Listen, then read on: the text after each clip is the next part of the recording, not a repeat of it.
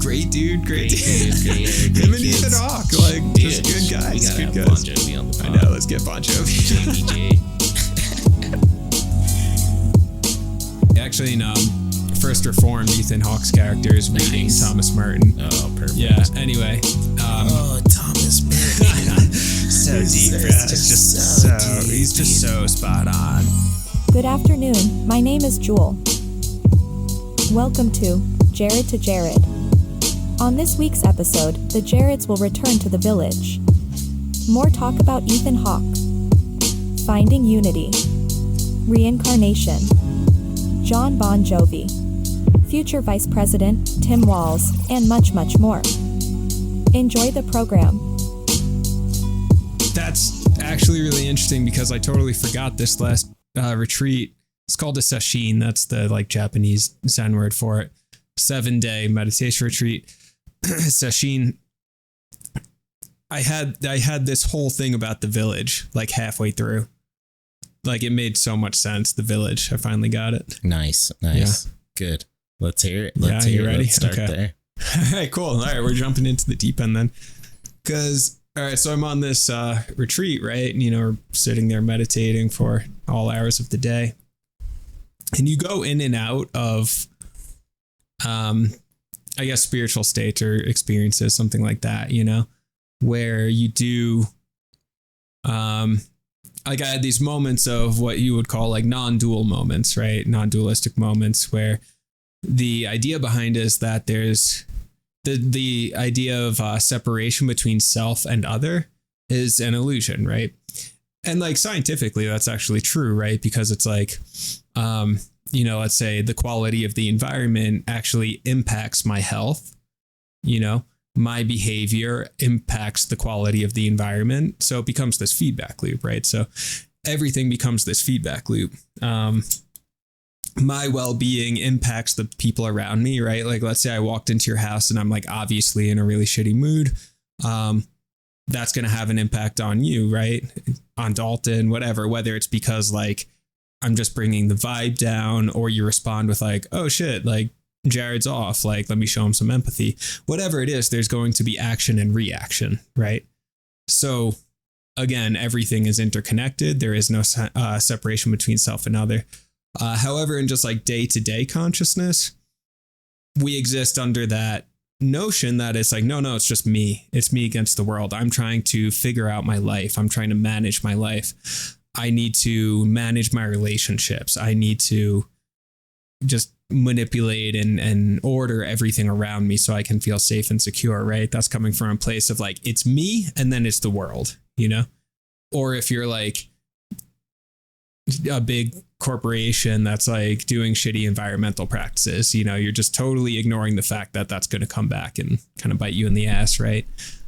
So sometimes during these retreats, you'll go into these states where you're more conscious and aware of that kind of non-dualistic, interconnected state of being, right? Does that make sense so far? Yeah. 100%. Cool. Yeah, exactly. Yeah. And you don't need to and people go into those states in all sorts of ways, not just meditation. That's one tool. Right. Psychedelics is a tool. Sex and relationship is a tool.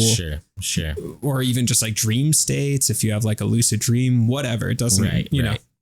So I go into one of those states and you could just feel, it's I could just feel the oneness of everything, I guess it's hard to describe, but there was a moment where it was I was indoors in the meditation hall, listening to the birds outside. And normally I would perceive that I'm inside and they're outside. There's separation there. But then it was almost I zoomed out enough that I was oh no, me and the birds are part of the environment. There is no separation there. We're both here together, Yes. Yeah. So it's that. And then I started having this experience. And so are you, just to cut you off for 1 second. Yeah, go ahead. Are you explaining then the disillusion of the duality, where then you're coming into a singular space of oneness, sort of with nature, with everything? Yeah. The moods are actually not disconnected. It's an interconnection. Yeah, perhaps. Exactly. Okay. That's exactly it. So imagine like you just zoom out further and further. So right now, like, okay, there's a wire from like the mic setup that's going between us right now. Right. I can look at that and say, you're on that side of the wire. I'm on this side of the wire. Right. We're on two different property spaces. Or I can zoom out and say, but we're in the same room. Right. So in that sense, we're in the same property space. Sure. So sure. same exact thing. Right. But then you zoom out beyond the room to the town level, to the state level, to the national level, eventually to the cosmic level, where it's like, oh no, we're all in the same cosmos. We're all on the same team, you know? Right. So it was like an experience of that. And I was feeling really connected, you know? It's like, even though I live 2,000 miles away from my mom, from my dad, like it felt like these people I could feel them. Right. They were in the same room as me. Because I zoomed out, so there was no longer a room. Right. We're on the earth together. And I want to get to the family council there too. That you also experienced. Oh yeah, that was cool. Right? Yeah. The family council, the council of elders. Yeah, the council of elders. When it was the forming of the fellowship of the ring. So cool. Yeah. You know. Yeah. Well, but quick note, I feel like I felt this recently too. Yeah, totally. Definitely via maturity, right? Definitely. What I'm mocking it up to, but ultimately there's a space where you come with your job, with relationships, with, you know, how hot someone is, how cool they are, how successful, or, you know, in your job, who's your boss, who's this, who's that. You realize that you're all just human beings.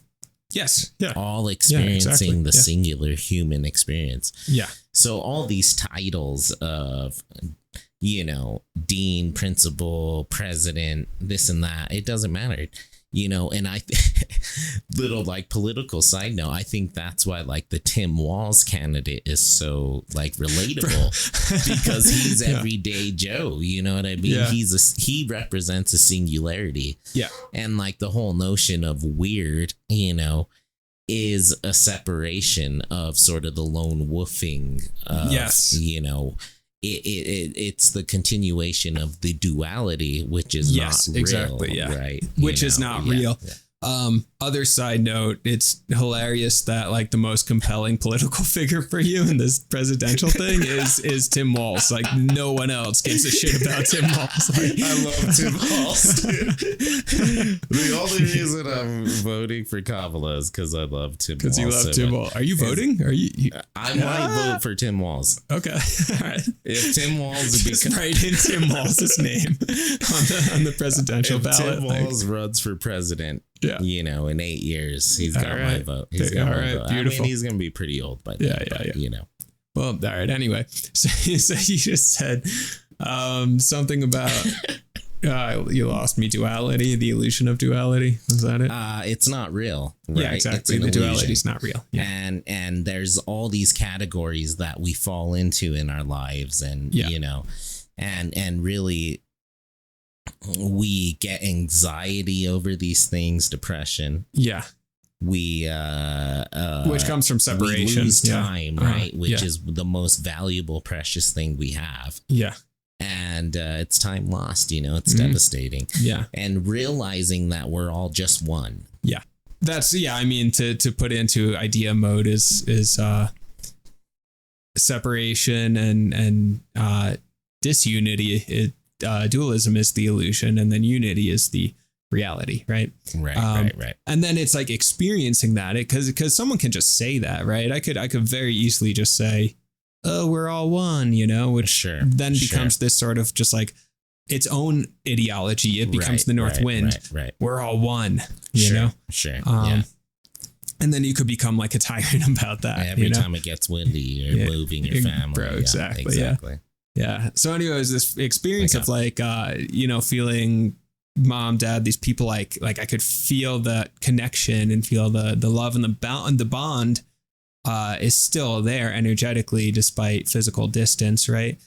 And I've heard, you know, from, you know, reading different spiritual teachers and stuff, like Thich Nhat Hanh is one of them. Like when someone close to you dies like that, and you are kind of, you are hanging out in that non-dual plane, they didn't go anywhere. It's like you miss them, of course, it's like you miss them, you just hanging out with them in physical realm, but that bond, the love itself does not dissolve. That doesn't go anywhere. Well, it's kind of like the cinematic trope of, or even literary trope of, you never died, you're always in my heart, or as long as you're gone, you're still right here. But again, not as like an idea, like a real experience. You could feel that person's love with you, like that hasn't gone away. Alone, that sort of thing. Out there in the wilderness alone, hearing your brother's voice. Exactly. In 2004. Yeah. So it's this experience of non-dualism, and then I realized the village, because we've been talking about the fractured village, how to put the village back together, right? Right. It turns out, at least, based on that experience, the village it didn't go anywhere. Right. Like the village is fully intact, it's like, because we've been talking about it, like, and at this plane of existence, this reality, it's totally true. I mean, people are suffering, et cetera, blah, blah, blah. Isolation, loneliness is, epidemic of loneliness. All that stuff is real. I'm not saying that stuff isn't real.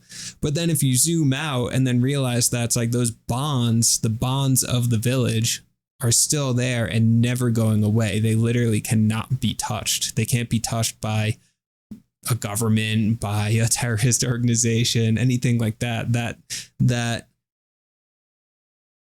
indescribable, untouchable bondedness of love and connection is still there. In this spirit, go ahead. Which is the galactic village. So that's the whole point. The galactic village is, okay, you can have your physical realm village, which is nice, and you want to have that. But then ultimately, I think there is the galactic realm village where you could literally, this is martyrdom, Christ, this is Jesus, my Lord and Savior. You can kill someone, but you cannot touch that bond of love. That's martyrdom, right? But what were you gonna say? I'm thinking now about, okay, so we're interconnected, which means that we have an interconnectedness with supposed terrorism. With supposed acts of war, with, such a good violence, whatever. What do we make of that? Because then they're still part of the village, which is true, Mm-hmm. It's not like, the Alderaxons are the ones committing the crimes. We're all humans. Right. There's not another race or another species of conscious persona that is committing crimes, right? It's still the village then, right? And all the terrorist organizations and stuff, well, they're groups of villagers who have some sort of righteous ideology that they're, beholden to, whether that be something that was nurtured into them or something that was adopted by them because of some crazy experience, like a bomb going off and killing their whole family or something like that, right? Yeah, and it gets messy. It gets really, really messy. And I've been reading The 7-Story Mountain by Thomas Merton. He's like a Christian mystic sort of guy. Book came out in like the 50s, I think. Christian mystics. Yeah, and this guy actually in First Reformed, Ethan Hawke's character is reading Thomas Merton. Oh, perfect. Yeah. Anyway. Thomas Merton. So deep, bro. It's just so deep. He's just so spot on. Yeah. Christian mysticism, so good. Yeah. We oh shit, Ethan Hawke threw me off. Oh yeah, so he's talking about, he's writing, it's a memoir, and he's talking about World War II approaching, right? Okay. And it's around the same time that he's going through his like spiritual conversion. So he spent all of his 20s just like getting drunk and having sex and partying and whatever, just doing that. Right, and like he wanted to be like a famous writer, and he had all these selfish pursuits, essentially is what he was saying. And then World War II is coming around. And by the time he's writing it, he's like a pretty realized spiritual figure. And he's talking about how he had to acknowledge that the extent to which he was interconnected with World War II, right? So World War II first started in Europe, right? America wasn't in it until a couple of years later. Sure. Nonetheless, Thomas Merton, who's in America at the time, is saying, this is so hard to describe, but like, essentially, what's the energetic force that created this war, right?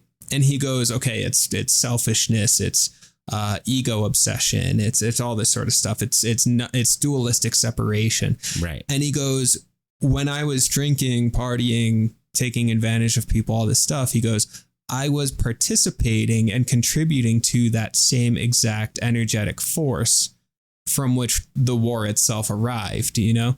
So he goes, I didn't start World War II, obviously. That would be this totally egomaniac thing to say. Sure. But he goes, I need to acknowledge that I was participating fully, one, in the philosophical dualism that created World War II, two, in the social economic systems from which it arose, you know, whatever it was, all of these levels from which World War II arose, he was consciously or unconsciously participating in those, right?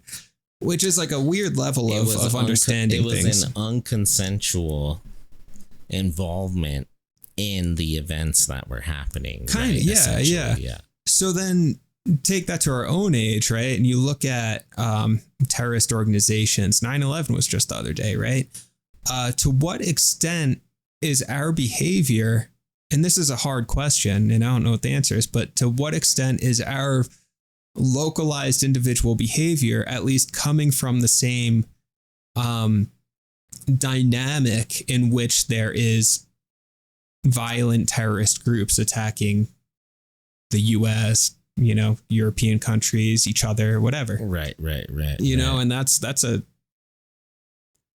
do you think about it? Because it's like a weird framing, you know? Well, I think that we got to go back to the sake episode, I think we need to go back to I think we need to go back to Katsumoto. Yeah. Back in the samurai village. That's right. Yeah, okay. Sake! Your freaking little brother day. That was a good episode. You know, I Sake! So good. Go back, listeners, Tom to that Cruise, episode. Just listen to it again. It's so good. Even the intro. I think what happens is we fall in love with a tradition. Interesting. That is not progressive or forward. The North Wind. Going. Yes, we fall in love with the North Wind, so to speak. Yeah. And though they are necessary, like Tom Cruise was saying, necessary. What could be more necessary? The ways of the samurai are not necessary anymore. Oh, yeah, I love that line. Yeah. Yeah. But really, are there samurai?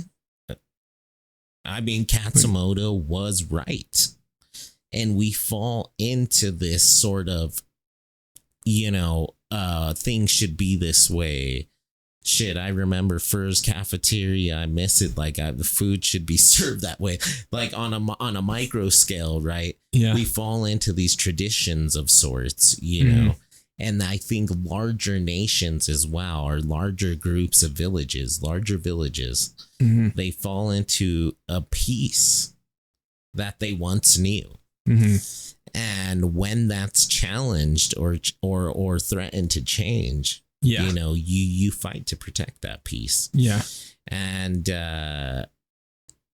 there's something to say when I watch travel shows or read travel writers, when they go to these supposed like war-torn or high crime places, they're not really, as they seem, they're actually, it's a different experience for them. There's a humanity there is what I'm trying to say. Even if we went to like Palestine or we went to Russia right now, we would meet a Russian who would take us into their house probably. Sure. Yeah, why not? Drink vodka with them all night, and talk about this and that and family and all that stuff, because but on a macro scale, we're so involved and in love with our American ideology, baseball, freaking peace, Jets, football, freaking, Dancing with the Stars. that we are willing to go to war for this because they're not willing to do that as well. You see where I'm going here is there's sort of this fight for peace where in Foucault's, I thought, peace is sort of a concept depending on where you go or whatever is like natural or normal. It's not normal and natural for every single person, right? And then other people don't understand that. Yeah. Conflict ensues. Yeah. Yeah, and get this, like villages at war. Yeah, yeah. And my mind goes a couple of places. I'll say this first. Okay, we watched the debate the other night, immigrant crisis or whatever comes up a lot. If you like zoom out a little bit, look at the history of that and like what created that in part is U.S. meddling in South American elections throughout the 80s, right? Like fucking with democratic institutions and literally. And so we need to own that. I'm not saying that's the only reason these countries are struggling, whatever. There's, things are always more complex. Why we're meddling? Because we wanted to spread our love. Yeah. Or what we thought love for democracy was the ideology. Exactly, but we're actually overthrowing democratically elected leaders. Right, exactly. So that we can get the guy who supports big oil or something. So we need to own that kind of history and say, okay, yeah, sure, there is this border crisis right now, whatever. We need to, do something about it, work with it. Yes.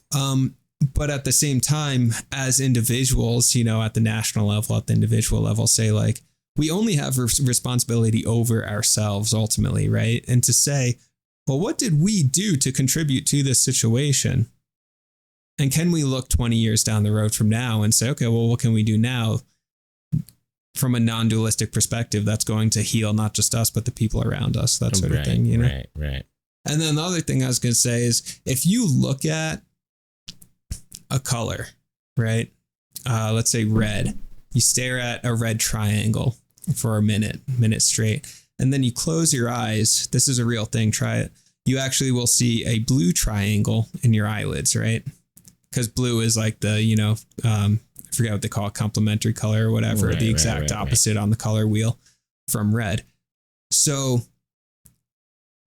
which is weird to me. I don't know why that happens. Our eyes just do that, optics, know? Optics. But the point I'm trying to make is that everything inherently contains its opposite, right? Okay. So when you're running around saying like, not you, like the general you, when you're running around saying like, I don't know, I hate this political group or something like that, you are inextricably attaching yourself to that group. You're gaining life force from that group. There's a bondedness there from the thing that you hate, or even like relationships, right? It's like you can love someone and there's like a deep bond there. There's like a energetic tether between you and that person. That love can turn into hate, and that tether is still there. Right. So you're still not free. You just fucking hate them. Ideally, you cut the tether and then you're just like, don't care anymore. I'm free of that person, whatever, So kind of the same thing where it's like, I think with like the political stuff, divisiveness, duality, it's like you cut the tether, it's like still be interested in what's going on. I'm not saying just totally check out or something, but realize the extent to which the energy that you are thinking and speaking and acting from might actually be fueling this thing, Right. I mean, but then how do you cut yourself off from something that you're trying to heal? Right. If there's a larger village that we're trying to get to, right? Yeah. The galactic village. Mm-hmm. Because we kind of describe separate villages and ideologies. Yeah.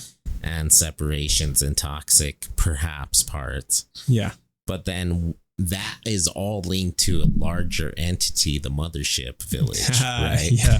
Oh, I love that. The mothership village. Yeah. And we all return to said mothership village. Yeah. So, I think important thing to do is to identify what that mothership is. Is it family? Is it community? Is it history? Is it traditions? Is it rights? Is it word of mouth? Is it your word is your bond? I don't know what it is. Territories, whatever it is, right? What ultimately is the galactic village, the mothership, that we're all fighting for to maintain. Okay. And how we do that, I think, is you hit on, is ultimately on an individual level. Yeah. Right. Yeah.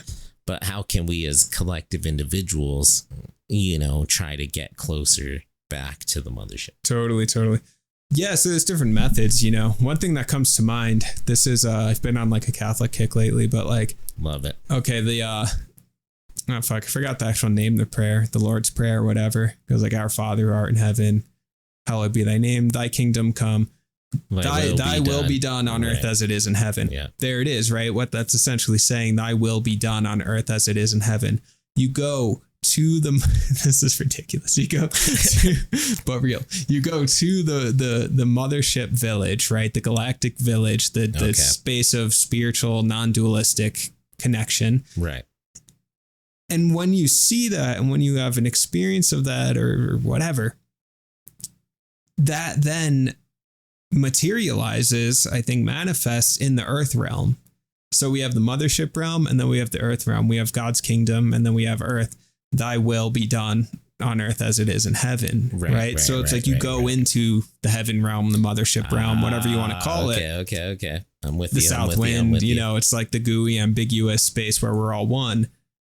And then that just ends up like materializing. So for example, like having had this experience of oneness or connection, I can't be as angry as I've been anymore at certain people. I just can't, that doesn't mean that now I'm on cloud nine forever and I'm never going to get mad again. Absolutely not. I can still like have that experience of oneness and love and connection with this person, and then talk to the same person like a couple of days later, and they're going to say something that's going to be really annoying, and I'm going to get mad. But the orientation is different. Like you just can't, when you see someone's like soul at that level, it's like you can't be pissed at them anymore. Something about that just happens. So it's like, right. So I think, your question was like, how do you kind of connect with that like mothership realm? And it's like, just different means for different people. For me, that's been meditation practice, and spiritual practice. And it is like, it's weird because Zen is like bringing me back towards Catholicism, which is kind of cool. So comes full circle, but like Sunday mass, baby. We're going to become priests. It's going to be so sick. I'm already a deacon up here. Yeah. But it comes back around. So like, but for someone else, that could be, I don't know, whatever it is. I mean, it could be freaking anything again. Like it could literally just be like spending more time with like maybe a parent that you like had some issues with, and just talking more. Right. But not from a place of like, I'm gonna, be pissed and want your acknowledgement, just like getting to know them as like human beings. Right. I mean, that's mothership realm. It could be literally whatever. I mean, there's so many different traditions and practices. And again, mine's meditation, but that's mine. It doesn't need to be anyone else's. Right. It could be travel. I mean, for some people, sure, they go travel for go on like a 6-month long travel experience, save up a bunch of money, leave their job and go travel to all these places. And then through seeing so many different cultures, through seeing and meeting so many different people, they end up connecting with that sense of like, oh, we're all coming from the same place. Or like you were saying, go to Russia and the dude's going to like, maybe you're freaked out because Russia seems scary, whatever, pretty fucked up, Ukraine, all that. And it's like, but sure, you're going to meet just like a regular person who's like, hey, let's have a drink together and talk about like our different cultures and have fun with that. It's like, right.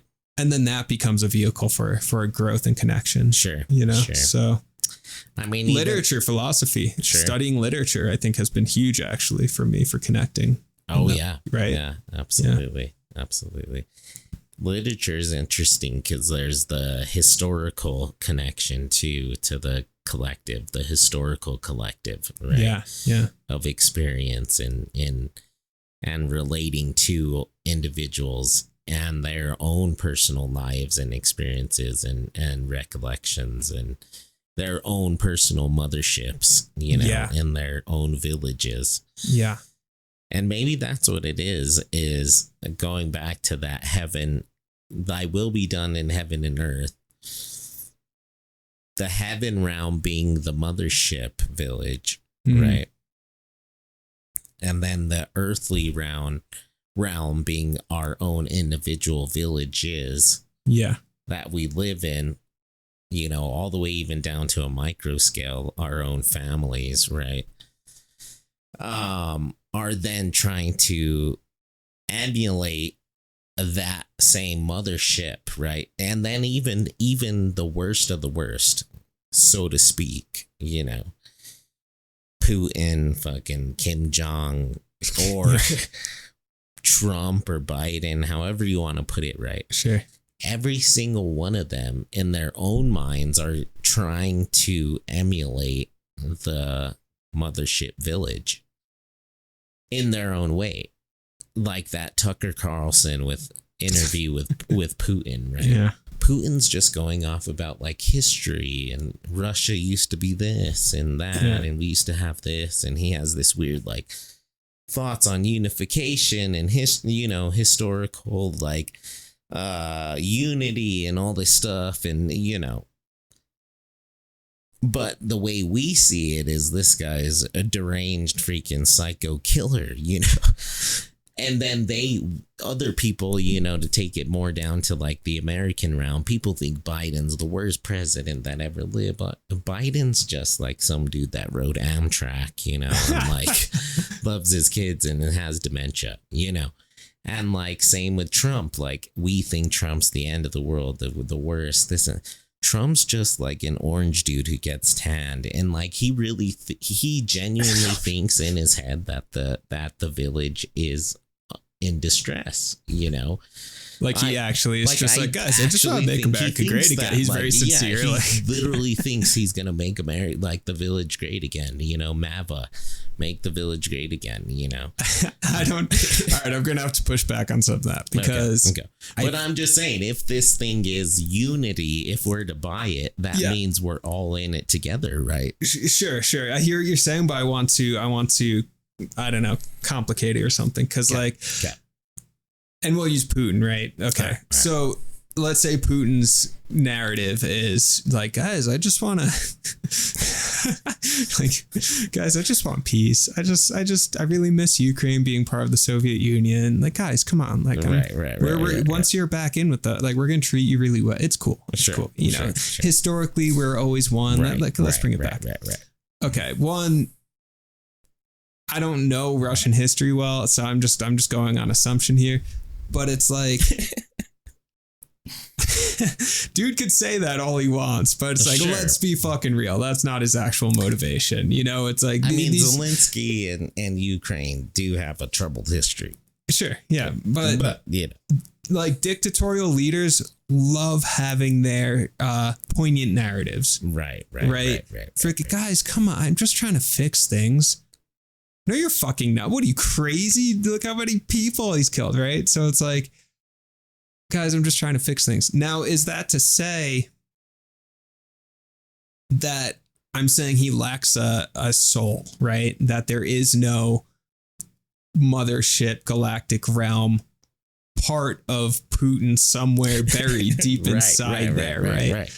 That's what I'm trying to Does he have a soul? Yeah, I think everyone has a soul, you know? Like the Buddhist perspective would be one of like original purity, where it's like everyone's born with just purity. They're an emanation of God. And then all the shit essentially happens, trauma, et cetera, whatever it is that contributes to this person being a complete bastard, just maniacal bastard. I mean, fucking Hitler thought he was the protagonist of his own story. He was the hero. Guys, I'm just trying to fix Germany. Come on, guys, come on. Right. Like, get out of here, bro. Like, Hitler, you know. So, but although I will say, like, But things not for everyone, though, right? I mean, it's not like it was just Hitler by himself in his Jeep and his Volkswagen, like, right. taking over the world. Lots of people were also like, this village is awesome. This is what this guy's taught. This is my village, you know? Yeah, and then talk about The whole interconnectedness. entire country. Yeah, I mean, the Nazis were using propaganda, saying like, "Look at the Americans with slavery. Look at the Americans with Jim Crow." Right. Like, which they were right. It's cool, not propaganda. You know? It's like true. Yeah, sure. I mean, I saw these flyers, historical flyers. So interesting that the Nazis were flying over American troops, black troops, and dropping down these flyers that were like pictures of KKK hanging black guys and stuff, with like in big letters saying just like, is this the country you're fighting for? You know? Right. And it's like, well, yeah, you kind of got a point, right? But it's like, so, and, you know, but it's historically, it's interesting, but like, so even America in that context has to say like, 100%. What world are we contributing to? What Earth realm world are we contributing to that made the environment for Nazism to grow possible? You know?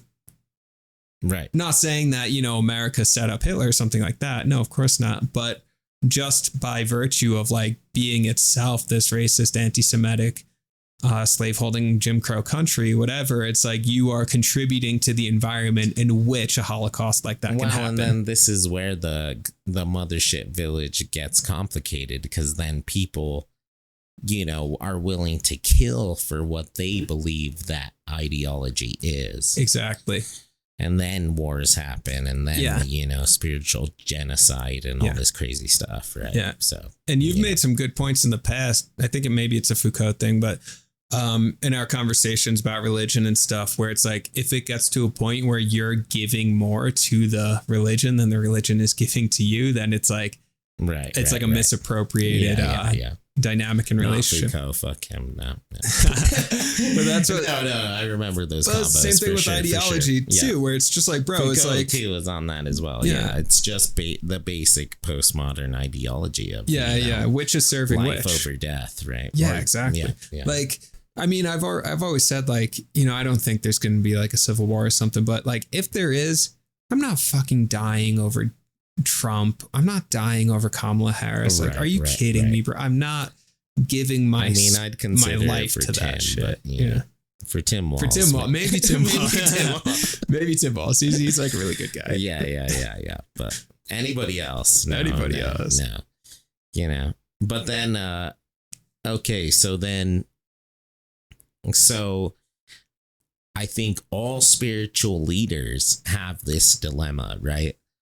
So you can't heal all villages, all spiritual and intellectual leaders. Yeah. Go back to Foucault, right? Mm-hmm. If you can't heal the larger village to get back to the mothership, what do you do then? Well, Jesus, the only way to the mothership was through him. Yeah. And through yourself. Hated organizations. Totally. The Buddha. Yeah. Only way to the mothership was through the self. Sure. Right. Yeah. And meditation. Mm-hmm. Foucault. Only way to the mothership is by making yourself into a work of art. Yeah. And changing the individual level, which then perhaps if enough individuals do that, the larger will change. But that's not the point. The point is when you change the individual, your larger perspective of the world changes. Great. Yeah. I was reading last night in Thomas Merton. He has this great line where he says, it's something like in the same way that Jesus was born in Bethlehem. He goes, Jesus, meaning consciousness, higher consciousness, love, all that stuff, mothership realm. He goes, Jesus needs to be born in the Bethlehem that is you, you know? So in other words, same thing that you're saying. It's like, it needs to God, kingdom of God on earth, whatever. It's individual. It's one brick at a time, you know, individual. Right. I like that, actually. Yeah. Yeah, I got a feeling that you didn't like it. You I liked did like it. I did. Okay. Because then you then give yourself sort of the star of and the gifts, the wise men to the self. Yeah. Then because you're birthing your own courage. What does a God represent, right? Hope, everlasting wisdom, understanding, right? Yeah. You're celebrating that to your, in yourself, right? You're giving yourself frankincense and, and colognes and all kinds of awesome gifts, because you're birthing your village. The wise men showed up with just a bunch of cologne. Right? Exactly. Yeah. Freaking Ralph Lauren.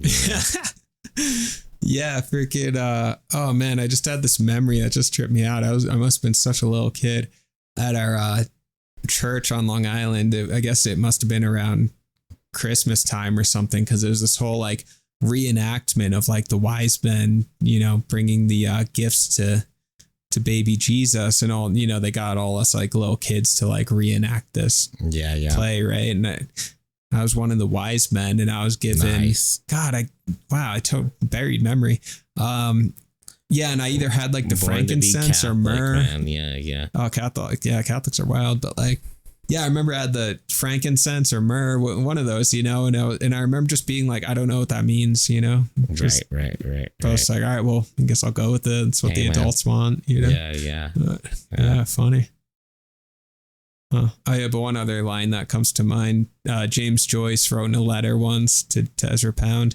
He wrote, "Strike through the particular to the universal."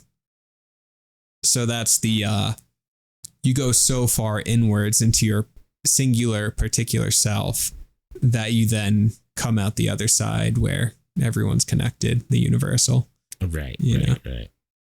And that's where the unity ultimately comes. But I think it's interesting, though. Unity is a complicated subject, right? Sure. Because if you're unified, you are unified with Putin and freaking. Yeah. All these other bad entities out there in the world. Yeah. And though I think there's something to say about knowing that, acknowledging that those parts of you are something you don't want to be. Yeah. Right? Yeah, I like that. I think that it's good to know that none of us are perfect. And a big part of existence is a recognition of what's right and wrong. Mm-hmm. And that's part of the village continuing on, right? Yeah. And to think that also that you're all right and all you do is recognize is wrong is not true. Yeah. Well, just start dating somebody, right? Yeah. You'll realize how wrong you can be all the time. You know what I mean? So it's just like you can also be the wrong to somebody's. I think that's part of maturation as well. Totally, yeah. Is not only recognizing wrong, but being the wrong to a right, so then you can mature as well. Yeah. Yeah, and that's huge, right? Because it's like, okay, let's say I have some roommates or something, right? And I'm like, had this beautiful experience of spiritual unity, and I saw the ways in which we're all connected, and wow, how beautiful. And then my roommates are like, you haven't done the fucking dishes for like 3 days, dude. Like it's disgusting. Right. Yeah. And I'm like, yeah, but unity, guys. I saw how connected we all are, and it's like, well, fine, thanks. Yeah, cool. I'm glad that you appreciate us that way, but go do your fucking dishes. It's like, come on. So 100%. Yeah. So same thing with the relationship thing. You can be all high and mighty on unity and then get into a relationship. That's how a village works, right? Yeah. And every single movie, book, any village you've ever been a part of, any family, the only successful ones are when somebody has a part in the community, in the village, has a job. Yeah. And that's what makes us happy. If we don't have a job, if we have nothing to do all the time, We go insane. Oh, totally. Freaking jump off the Taos Gorge. Yeah, we're like border collies or something. Yes, these dogs need to like. It's like not taking your dog on a walk ever. In fact, we should take Grit on a walk. Yeah, later. I'm down. That sounds nice. It's you gotta stay busy and you have to stay accountable. Yeah, agreed. Because I don't think that all of us. I actually disagree with the Buddha. Yeah, I think we're not all born 100% pure. And I think it's actually through our experiences where we learn to be pure. Yeah. Where we learn what purity is. Great. Yeah. Because this happens by making mistakes. Yes, totally. By getting corrected by the village, by doing better, by getting up and standing up and trying again, right? Yeah. And then I think as you mature and you get closer to the end of your life, then you can really come closer to what a genuine peace or oneness or godliness really truly is, because you actually recognize through experience, right? Yeah, and it's like, I mean, a lot of spiritual communities are messy. They're not like, and I think we both know that from experience, even where it's like a lot of spiritual communities, not good. It's like a lot of them become cults. A lot of them have abusive practices. A lot of them, even in Zen, there's a history in Zen of these enlightened teachers, right? These guys who had tons of these God realm experiences, right? Sure, they're visiting the mothership every day. Yeah. While also having non-consensual sex with their students. Right? Like that actually happened, yes, like absolutely. a lot. And so what the hell? How do you square that stuff? Because now that makes me think, I was like, yeah, when you start to connect to the mothership realm, it just, thy will on in heaven be done on earth. Like, it's just going to then organically materialize on earth. Apparently not. If you got these guys who are just like, abusing their students, right? So, yes. So I don't know. Maybe I'm wrong about that, actually. I don't. Sure. Sure. Maybe there is just a difference between like getting high on spiritual experience versus like being a decent human. Maybe those are different things, actually. I think 100%. I think we could even look back throughout history and then look forward to what we've learned and evolved, right? Let's say the Buddha or Jesus was alive today. Yeah, and had stayed alive since they were first, cool. Yeah. Right? Their thoughts and ideologies would certainly have evolved. Oh, interesting. Yeah. Have changed, have grown, have this and that, right? Yeah. And I think, a large part of this is, and I think, harking back to sort of Christianity, I'm sure Eastern religions have it as well, but there is no oneness, or there is no sort of sublime or place of peace, or there is no heaven without giving back and without some sort of community and accountability. Yeah. So if you're always with oneself, or you have all the power, or you're constantly in an echo chamber, right? Yeah. You can take advantage of people, whatever, and yourself without consequence. Well, you're never going to find any sort of spiritual peace. What it's going to be is a paradise of the ego. Ooh, yeah. The ego is going to construct the most beautiful world you've ever seen. Yeah. Because you're so into yourself. Yeah. That you could be like these, people that say they're 144,000, or people that say they're left-hand side of God, or people that say they've been to the mothership multiple times, or people that say they've reached enlightenment multiple times, right? Yeah. We're taking people's word for it, right? Yeah. Something we haven't acknowledged or experienced or seen any oneness or proof of. Yeah. People that in fact might have a couple chromosomes missing like Blaster, we don't really know. And to say that because what it really is they're living in this paradise of the ego. Yeah. Where it's unconsequence free. Yeah. And that's not God.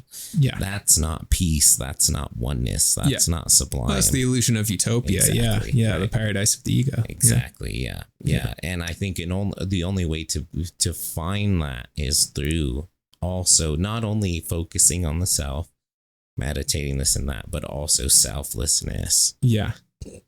Caring for your daughter or your dog or your child or your girlfriend or your wife, you know what I'm saying? Your family, this and that, having a village. Yeah, totally. To be accountable to. Yes. Those little selfless acts, there's probably more God in those than all the, I don't know, bowing down before the altar and rituals and robes. It's like, fuck that stuff. It's those little selfless acts of. You could spend 10,000 hours in silence and 30 minutes with a person could be more profound. Great. I love that. Than all those hours. Actually, I really like that. Beautiful. Yeah. And I was just thinking too, to push back on my own, like, original purity thing, like going back to Putin. I mean, there are also just freaking psychopaths, right? Where it's like, kind of to your point about the ego paradise thing. I'm glad you said that. Yeah. Cause it's like, bro, look, like. True. You could stick Vladimir in a freaking Zen monastery for the next 50 years, freaking have him meditate 12 hours a day. Maybe, I don't know. Maybe he'll come out at the end of that and be like, oh, like love, compassion. Sure.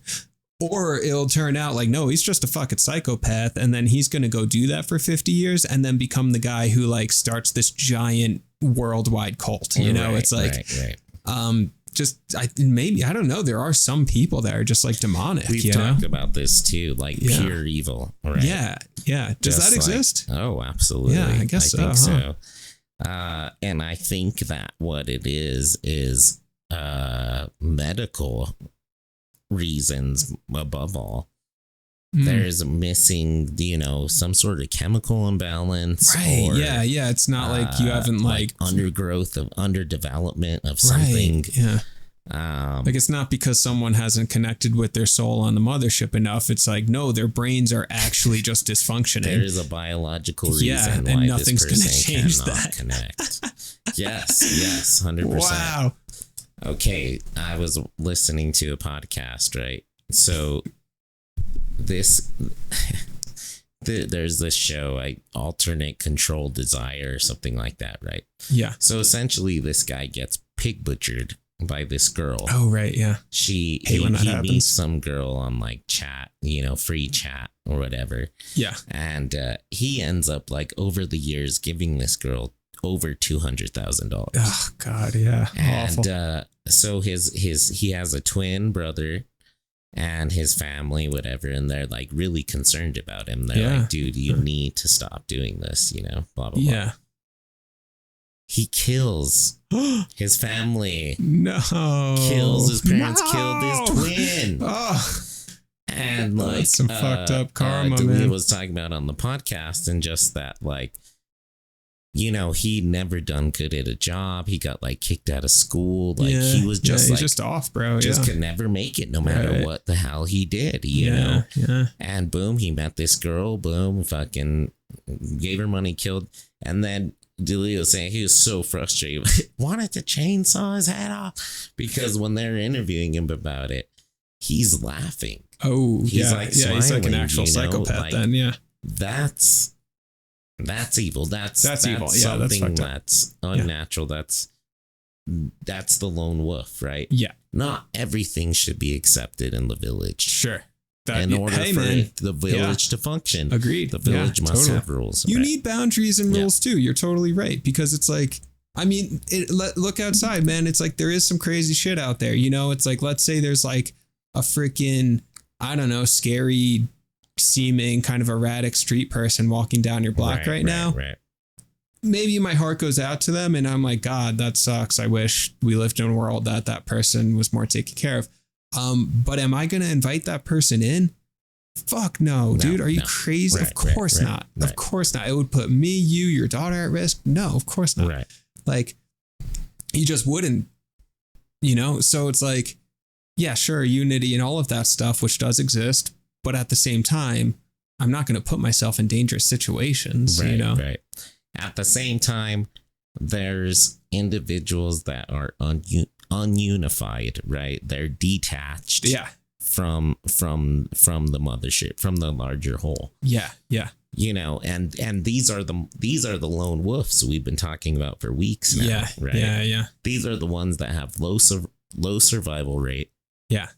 They're creepers. They got kicked out of the village. You know, Yeah. they're by themselves. Right. Right. They're starving out there. They're creepers. Yeah. Yeah.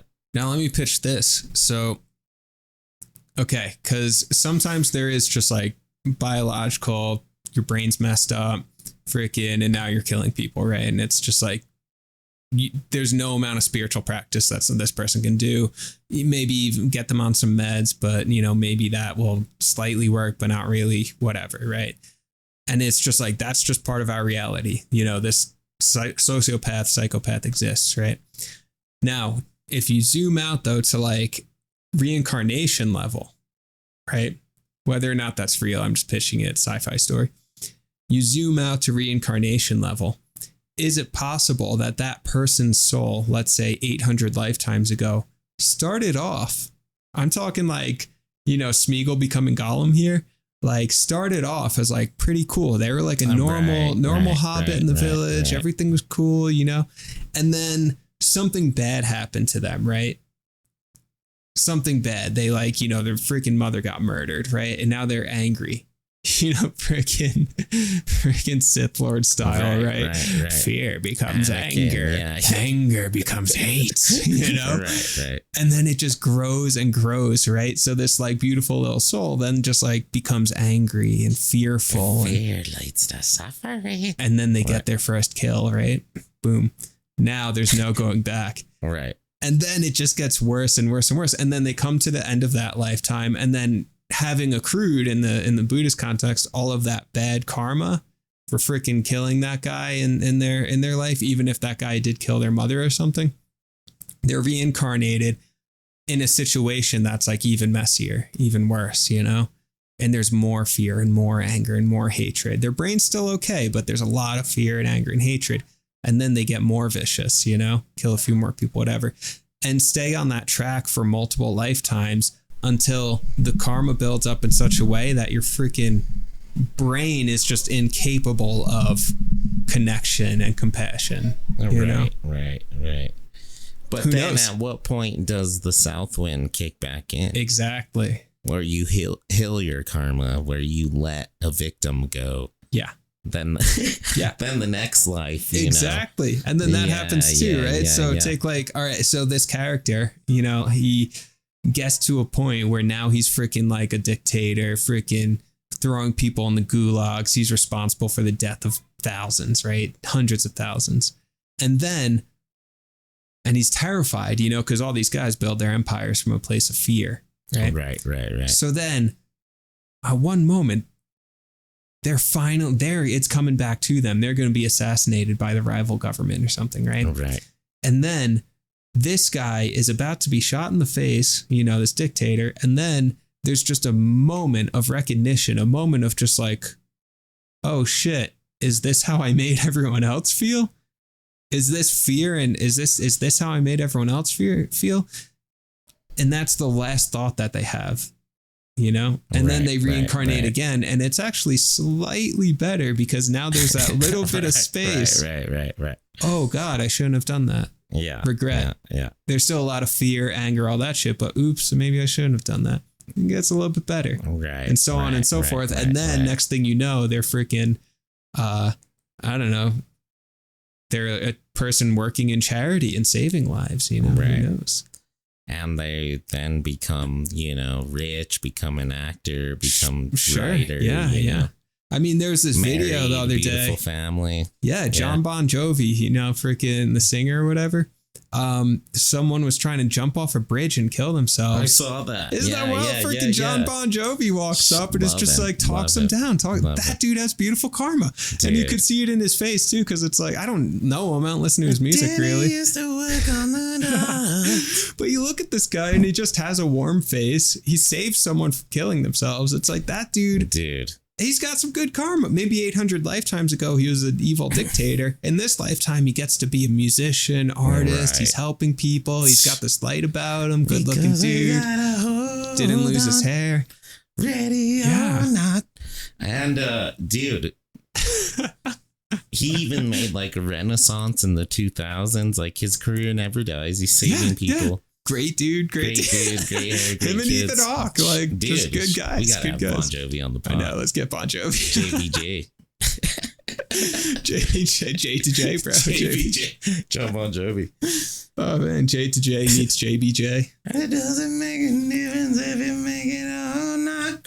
Well, maybe though, but then, okay, so that gives us hope. Okay. Because you never know what next good decision you make is going to be the one that will change your karma forever. Dude, exactly. And that's the idea, that the karma is kind of like constantly growing. Okay, but yeah, you made the point, like, you never know when that one moment's going to come that does change your karma forever. And I do think of karma almost as like, Right. navigating like a big like steam tanker or something in the ocean, right? It's like where it takes like 5 miles to like make a right turn, you know, that sort of thing. Where it is like, it's all of this momentum kind of a cruise. So I think it's that. So it's like, you know, that's all. You just like, you help that one person in that way, or you cleaned up this habit in that way. Gets a little bit better each time. That's it. And the next thing you know, you're Jon Bon Jovi. Really though, because we don't comprehend the passage of time, right? No, yeah, exactly. So would you say that you're on an upswing or are you on a downswing? That's an awesome question. Ooh, damn. In order to know the answer to that, I would have to know where I was in previous lives, right? If we're doing the multiple lives theory, right? If we're doing a single life theory, you know, I had birth and now I'm gonna have death and that's it. I'm on the upswing. Okay. I'm within this lifetime. I'm on the upswing. Sure. Compared to previous lifetimes, I think I got pretty high in previous lifetimes. Okay. I do. I think I was maybe not quite JBJ. You're progressively dealing with worse and worse lives right now. No. I think I'll put it this way. I think, all right, let's say. But this one's still good. This one's good. This one's actually a fantastic karma, all things considered. You know, it's like things are pretty good, man. It's like, look at the range of experience. I'm all right. I'm good. You know, now freaking. So I think like there's possibly a few lifetimes ago, I was Jon Bon Jovi status. Right. And then I think I was like, okay, this has been cool. But now I'm starting to play a little bit more with like, you know, maybe some other stuff. You know, it's like, oh, things have been like really easy for a while. Let me go get my ass kicked a little bit, see what that's like, you know? Okay. I don't know. But within this lifetime, I think this one feels average, you know? It's kind of like, I'm not like a saint, you know? I'm not Jon Bon Jovi saving people on bridges. I'm not freaking Gandhi or something. I don't want to be, but I'm a regular guy and I'm working hard, you know, to like just like be a good dude, you know, and that feels all right. So love that. Love that. Yeah. You? I feel like I was a tyrant in my past lives. Bro, that's always our thing, man. Like I'm the right hand path, you're the left hand path. True, we're the yin yang, bro. Yeah. The yin Jared to the yang Jared. Man. I just like I've always had these dreams. You were a tyrant. You were a bastard. Yeah, I remember. Fucking blasting in the French Revolution. Oh yeah, I remember that. Yeah, you know, you were a bad dude. Yeah, I was a real bad dude. Chopping heads off, you know. Nuts, bro. Just lusting, you know. Always at the brothels. Loved them, you know. So are you like? But I think that I think maybe even through our friendship, I was like, Gaston, no. Fuck yeah, bro. Saved you out of the river or something, or like reformed in one of our crazy journeys in the at the Abbey. Right. But I feel like at this point, I'm still dealing. Like this life was, it's good. Like I think all things considered, it's been pretty good. Yeah, I think this has been one of the better lifetimes I've had in a while. Good. Yes. Yeah. So you're on the up. You're on the up, or I think that my last lifetime I died tragically from some sort of crazy disease in the 80s. Okay. AIDS? Could have been. Yeah, I don't know. who knows? I don't know. Malaria, leukemia, maybe. Okay. Wow. That was a good payback there. Boom. Died young. You know? I see. Yeah.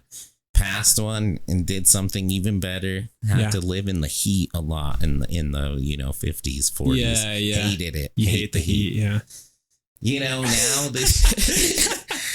this time I've been set in the mountains. I think I've been making some good decisions towards the end of every lifetime. Nice, good. Set in the mountains. Still have to deal with like divorce and some lost championships in my lifetime. Sure. Haven't seen the Cowboys in a championship game in 25 years. Yeah. Been a little broke, this and that. But listen, I still think I'm on an evolve. I think so too. Like I think I dealt with the worst already for this lifetime. Good. Next lifetime, still gonna have to deal with some. Sure. Maybe not quite as bad. Yeah. But I think I made reparations since the French Revolution. Yeah. World War I got a little shaky, but who didn't, right? Yeah. You were there. Yeah. No, I remember. And I think that now with the PhD and stuff, I'm starting to gain wisdom again. Great. And I'm really Wonderful. will be Jon Bon Jovi in about 200 years. Good. Yeah. Good. Love that for you. Yeah. That's fantastic. Thanks. Looking forward to it. Yeah. Shot through the heart. You're too late. Oh, man. I will say, and I'll give you the short version here because it can get pretty mad. I should write a book about this one, but freaking. Let's start it I up. have had a couple of experiences where I have had like past life visions, right? Whether they're just dreams that my mind was making up because I have a creative mind, maybe. Did they actually happen? Maybe. I don't know. Were they symbolic for where I'm at in life currently? Maybe.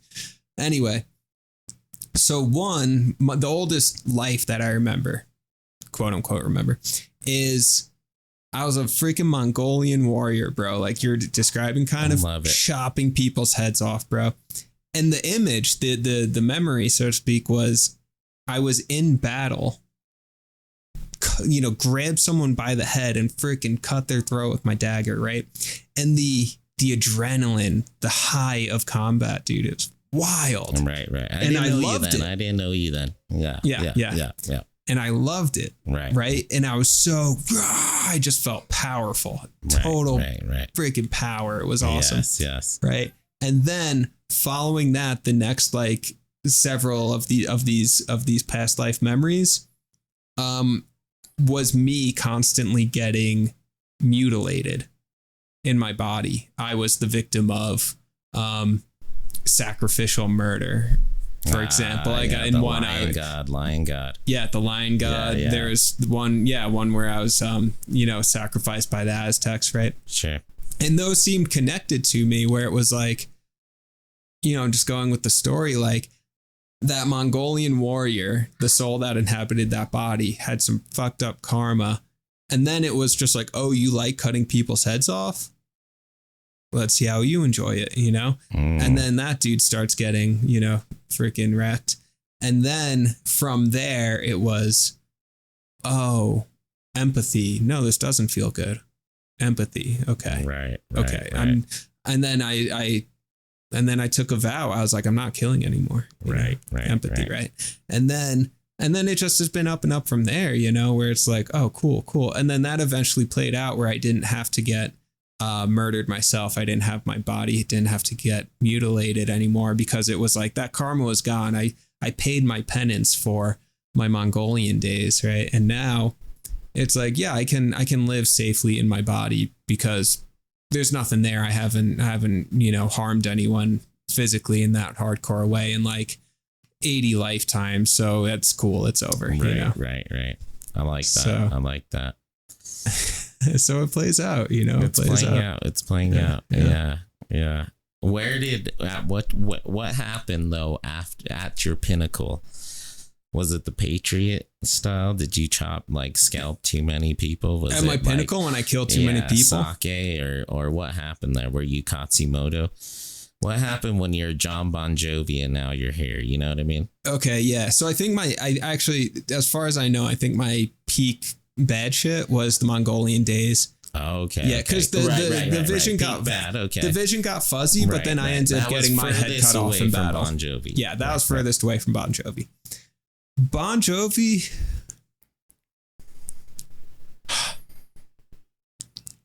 Maybe I haven't been to that like pinnacle yet, right? I don't know. It's just an intuitive feeling. I think maybe I'm headed in that direction if I'm lucky, but like, I don't think so. I think maybe I've been a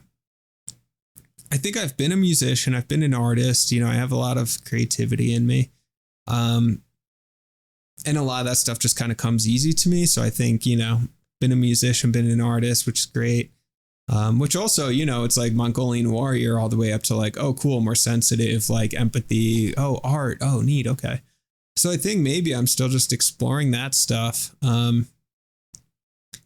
The Mongols were close to Buddhism, probably. Probably, yeah. Yeah. I don't think I'm at my peak yet. Yeah, I don't know. All right. Yeah, we're approaching Bon Jovi then. We're approaching Bon Jovi. Yeah. Dude, that'd be so sick just to be this like rock star. I think you're closer to Bon than I am, though. Just because nobody's ever called him Bon. Bon. Yo, Bon. I think you're a little closer to Bon though, because my earliest memories were sort of apocalypto. Like, my family out there naked, hunting and gathering, meeting the sky beings and the aliens and doing calligraphy and shit like that. Wow, cool. Yeah. And I think those were my peak days. It was like a peak era, and then something happened medieval times. I was murdering somebody, something real bad. Yeah, you had a rough medieval. You had a rough medieval. Yeah. The French Revolution, I was full tyrant. I was full Putin. Yeah. You were like Robespierre, bro. You were like, yeah. But that's the thing, because I pictured, not to cut you off, but I picture you were a complete bastard. You were like the dude during the French Revolution who loved it, who was just like, oh yeah, this is gonna be nuts, guys. Let's do it. Freaking same with the Mongol. I was just lusting, lusting for violence. Oh man, you're a bastard. Bastard. So many girlfriends and boyfriends and wives and concubines. Just it was horrible. disgusting. Oh my god. Can't believe you did that. Spent so much of the village's cash. Such a bastard. But I think then, I of course had my head chopped off, with Robespierre. And then I think I started making penance. For some reason, I have a vision of me serving in your brigade during the American Revolution. Oh, cool, right on. But at that point, I was in my Mel Gibson phase. I was still a good guy, but morally questionable, killing too many people too viciously, but still just love Heath Ledger and my daughter, Totally, exactly, it was more nuanced. It wasn't just loved America, Cool. And, ever since then, I've been all the way until now, PhD musician, same thing, Cool. Yeah. The more just sensitive sides of life, Listen, man, I think we're pretty close to Jon Bon. I think so. Bro, I have thought quite a bit, because in this lifetime, I've really thought not getting more into music has been a thing that and it's well, just do it now. I'm only 32, or even if I were 70, it's play more music, whatever. But music is something that I would love to really be born into and get really into music, be a musician, whatever. So I'm hoping next lifetime, I have that karma of, I get to just be a happy musician guy, nice dude. I don't need to like save the world, you know, but like successful, you know, making music and art. That'd be so sweet. Listen, man, Paul and John were having the same conversation a lifetime before the Beatles. When they're just playing with each other, you know, guitars and shit. Nobody really knew them, you know, jamming out. Died, whatever. Yeah. Oh, John, I'll see you in the next lifetime, boy. Yeah. Freaking boom, Beatles. Freaking. I have thought about that. Next lifetime, baby. I have thought about that because look at it, man. It's like if it is this karmic accrual to get to the level of musical genius that Paul McCartney is, it would take. It has to take multiple lifetimes, right? It has to be like a prodigy genius, like Paul McCartney is probably medieval times, like playing the lute, right? You know, just like playing the lute, playing the lyre to like the king's court, and was like pretty good, but not great, you know, that sort of thing. Like, you know, he had some master who was way better than him that he just knew he'd never get as good as. And then a few more lifetimes, and then, yeah. Right. He was Beatles. Like the court jester at one point. Yeah, you know, right. Yeah. Playing poetry with totally, like, yeah. You know, but even before Santiago and Jerga, you know. He was some like peasant boy who like, all right, get this. This was Paul McCartney's life. He was a peasant boy, right? Like early Middle Ages. Jon Bon Jovi. Yeah. And all he knew was squalor, right? Just freaking squalor of peasant life, you know?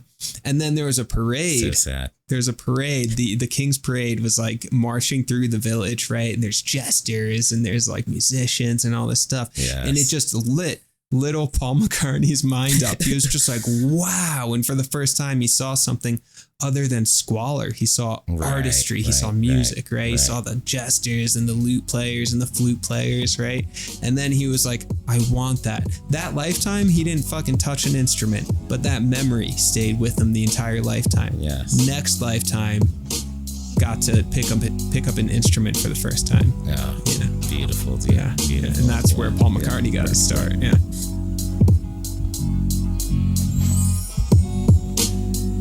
On behalf of the Jareds, thank you for listening. Follow, rate, and tell your friends about the show. The Jareds will be back, and always remember, a true hero is not measured by the size of his strength, but by the strength of his heart. Have a great weekend.